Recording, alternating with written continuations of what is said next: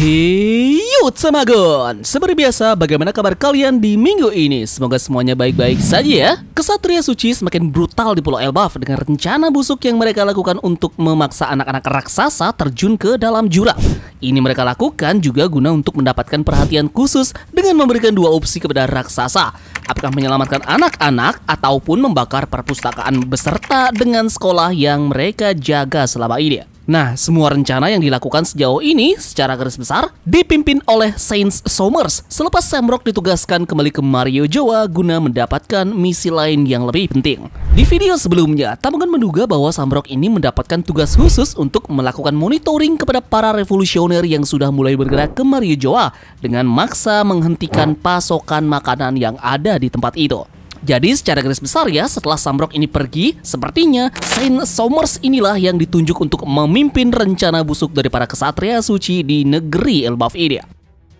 Menariknya, karakter dari Somers ini tampaknya memiliki banyak kebersamaan dengan Ivankov. Keduanya terkait dengan kejeniusan, keduanya pun memiliki kepribadian yang eksentrik, dan keduanya pun merupakan anggota senior dan berpangkat tinggi di kesatria suci, baik itu di revolusioner maupun di Holy Knight. Nah, sekarang Somers menggambarkan dirinya sebagai belati tanah suci, seperti apa yang dia katakan pada Saul di chapter sebelumnya. Julukan ini pun mengindikasikan bahwa Somers ini memiliki reputasi sebagai orang yang sangat efisien dalam menjalankan misinya dan menegakkan agenda dari para Celestial Dragon. Jadi meski kepribadiannya yang berlebihan, Somers ini tetap sangat praktis. Menarik juga untuk melihat sedikit hubungan dari Saint Somers dengan Saint Jupiter dari Gurusei, dan bahwa peran dari Jupiter adalah dewa prajurit pertanian. Kita tahu semua bahwa nama depan dari Somers sendiri adalah Shepherd, yang dimana sama dengan nama dari keluarga Saint Jupiter. Jika Somers adalah putra ataupun kerabat dari Jupiter, maka ini akan menjadi jelas mengapa Somers ini dikenal sebagai seorang penikmat.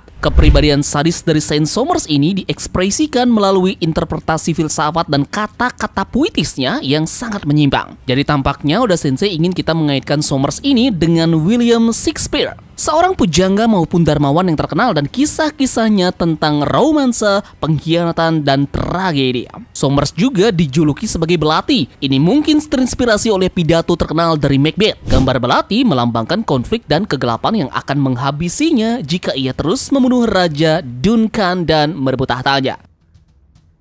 Nah, sekarang bagaimana jika Raja Harald mungkin mewakili Duncan ini dan Somers adalah belati, pepatah yang menyebabkan kematian dari Raja Harald? Apakah ini mungkin bagian dari gambaran yang lebih besar yang disinggung oleh Loki saat ia berbicara tentang kebenaran kematian ayah mereka dengan Hayrurin? Nah, sekarang bagaimana jika bahwa Saint Somers dan keluarga Shepherd memiliki semacam hubungan dengan Madame Carmel dan Lamhouse? Pada chapter 886 dan chapter 1036, kita belajar tentang bagaimana Madame Carmel ini mempengaruhi Harald untuk mengadopsi perubahan pada budaya Elbaf. Jadi mungkinkah hubungan ini dapat memberikan petunjuk krusial yang dapat mengungkapkan plot twist yang besar di akan datang? Tidakkah tampak sedikit mencurigakan bahwa Somers ini berbicara kepada tetua Jarul dan bukan kepada salah satu pangeran Elbaf untuk berbicara atas nama mereka? Mengapa tidak kepada Hayrurin saja? Jika kita melihat kembali pada chapter 866, Jarul menentang perubahan budaya Elbaf dan bersikeras bahwa mereka harus mempertahankan cara hidup seorang pendekar ataupun pejuang. Hal ini pun membuat kecurigaan bahwa tetua Jarul mungkin punya motif untuk pergi diam-diam ke belakang Harald dan membuat kesepakatan dengan para kesatria suci ini.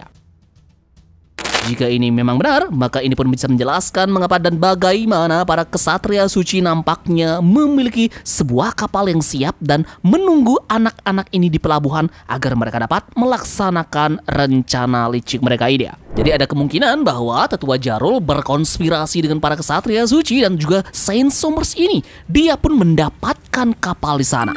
Jadi pengkhianatan dari tetua Jarul akan menjadi kejadian yang mengejutkan yang akan membalikkan keadaan dalam pertarungan sekali lagi dan memberikan Somers dan juga Gunko keuntungan yang tak terduga. Somers mungkin memancing Gaban sampai batas tertentu dan sebenarnya dia sadar bahwa mereka memiliki kartu truf dengan Jarul di pihak dari mereka. Kita mungkin juga akan segera mengetahui ya bagaimana Somers ini akan memainkan peran sentral dalam konspirasi kematian dari Raja Harald. Tampaknya ketika Raja Harald menentang mereka dan menyabotase rencana mereka, Somers pun terlihat bersekongkol untuk membuat skenario yang akan memastikan kematian dari Raja Harald. Somers tentu adalah orang yang bertanggung jawab atas konspirasi di balik kematian dari Raja Harald. Dia juga sepertinya telah memanipulasi salah satu penasihat terdekat dari Raja Harald sebagai pengkhianat, yakni Tetua Jarul. Dan beginilah cara Somers untuk menyajikan belati yang terinspirasi oleh Macbeth. Tampaknya sebagian besar Loki pun mungkin saja mengetahui kebenaran tentang konspirasi ini.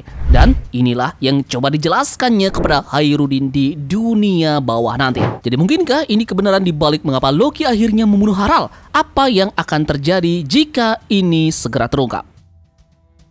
Kali ini kita akan membicarakan mengenai musuhnya yakni Gaban, di mana sepertinya Oda mungkin sedang mempersiapkan Skopper Gaban dengan momen yang sama seperti layaknya Master Roshi yang ada pada manga Dragon Ball. Skopper Gaban pada pertarungannya kali ini kemungkinan besar staminanya akan segera terkuras. Alasannya tentu adalah serangan yang digunakan oleh Somers yang akan menguras staminanya dia. Lalu ketika dia terjatuh dan hendak menerima serangan mematikan dari Saint Somers, kemungkinan besar Gaban ini akan diselamatkan oleh trio monster bajak laut topi jerami yang segera naik ke atas membantu mereka semua menghadapi kesatria suci. Gaban dan Master Roshi ini banyak sekali memiliki kemiripan, terutama dengan hal pakaian, kumis jenggot ala Hawaii, dan juga pencinta wanita.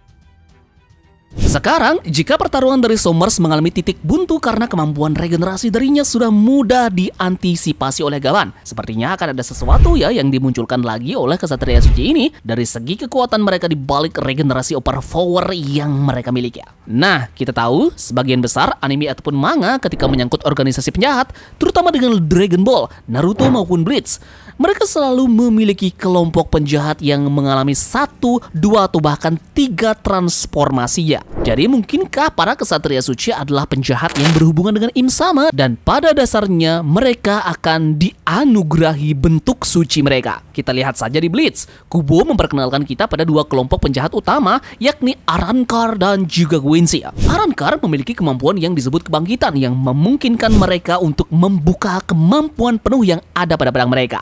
Bentuk-bentuk mereka pun memiliki banyak kekuatan, kecepatan, kelincahan, dan juga lainnya. Sekarang ke Quincy yang benar-benar sangat sama dengan kesatria suci. Quincy ini adalah bawahan dari Yuawa dan dikenal sebagai Sinister yang dalam bahasa Jepangnya berarti kesatria bintang. Ini sepertinya sama dengan kesatria suci. Yuawa mampu berbagi kekuatannya dengan Quincy ini dan mengadugerahkan mereka huruf atau tanda suci yang terukir di jiwa mereka. Nah, sekarang bagaimana jika para kesatria suci juga memiliki tanda dan tanda ini akan membentuk transformasi baru mereka nanti jika mereka terdesak melawan seseorang.